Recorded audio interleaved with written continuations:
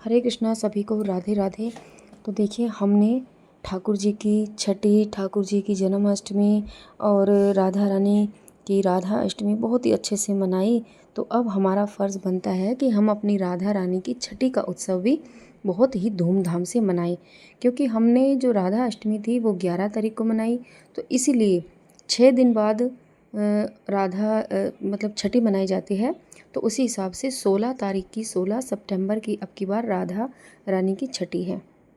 तो राधा रानी की छठी हमें किस तरह मनानी है, तो वो आज मैं वीडियो में बताऊंगी। तो देखिए, इसके लिए हमें क्या करना है। अपनी अगर राधा रानी है तो फिर हमें उनको अच्छे से सुंदर से, बहुत सुंदर उनका श्रृंगार करना है, सजाना है, और उनका अभिषेक आप करा सकते हैं।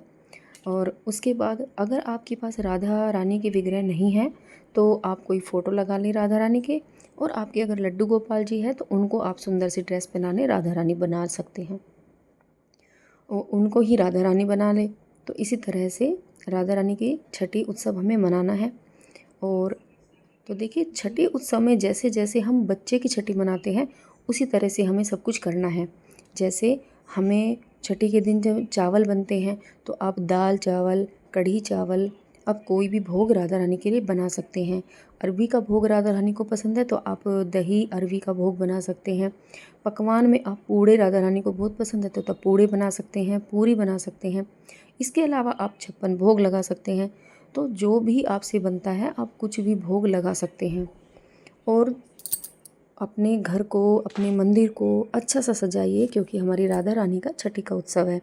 और देखिए, छठी के दिन व्रत नहीं होता है, सिर्फ हमें उत्सव मनाना है। और हमें उत्सव मनाना है, सुंदर सुंदर हमें भी ड्रेस पहननी है, और खूब भजन कीर्तन करके उत्साह के साथ राधा रानी की छठी मनानी है। भजन, अच्छे अच्छे भजन गाने हैं, राधा रानी की आरती बोलनी है। और हमें अपनी राधा रानी को नई ड्रेस पहनानी है, क्योंकि बच्चे की जब छठी होती है तो हम बच्चे को भी नई ड्रेस पहनाते हैं। तो इसलिए हमें अपनी राधा रानी को भी नई ड्रेस पहनानी है। और देखिए, जब छठी होती है तो छठी पर जैसे हम बच्चे को काजल हमें लगाना होता है ताकि नज़र ना लग जाए, तो उसी तरह हमें भी अपनी राधा रानी को नज़र का टीका लगाना है, शाई लगानी है, काजल लगाना है। तो उसके लिए हमें घर पर ही काजल बनाना है। बाज़ार से बनी हुई जो काजल है वो आप ना लेके आएँ, बहुत ही आसान है काजल बनाना। तो जो आपने दीप जलाया है आप उस पर भी कर सकते हैं, लेकिन अगर आप सरसों के तेल से आप शाई बनाते हैं तो वो ज़्यादा अच्छी होती है आँखों के लिए, तो आप उस तरह भी कर सकते हैं। तो आप घर पर राधा रानी के लिए शाई बनाइए, काजल बनाइए, और राधा रानी की आँखों में काजल लगाइए। और काजल आँखों के साथ साथ उनको नज़र का टीका भी लगाइए, कान के पीछे, पैरों में, ताकि नज़र ना लगे।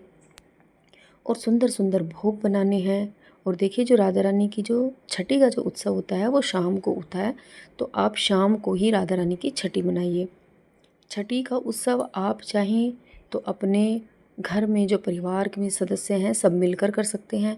इसके अलावा अगर आप उत्साह अपने इस त्यौहार को और बड़ा करना चाहें तो बड़ा भी कर सकते हैं। जैसे आप अपने परिवारजनों के अलावा पड़ोस में, रिश्तेदारी में सभी लोगों को बुलाकर भजन कीर्तन कर सकते हैं।